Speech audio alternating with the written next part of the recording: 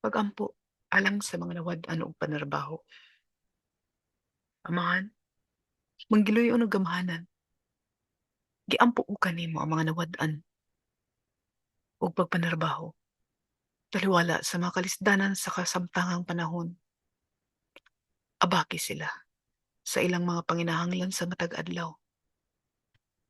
Tuguti usab nga makapangita sila og maayong kapanag-ingnan o makakaplag sila og bag-ong panarbaho nga haom sa ilang kapasidad, kusog ug kahibalo.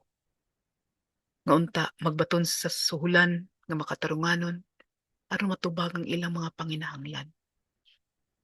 Hinaot hatagan mo sila laki pang tibok banay sa maayong panglawas ug kahimsog sa pangisip sa tanang panahon, sa tanang takna. Hatag usab sila og kalig-on batok sa pagpakasala ug pagbuhat sa dautan.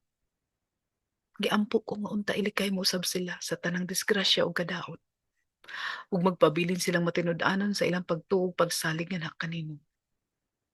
Kining tanan akong gipangamuyo Ginoo, nga unta dunggon mo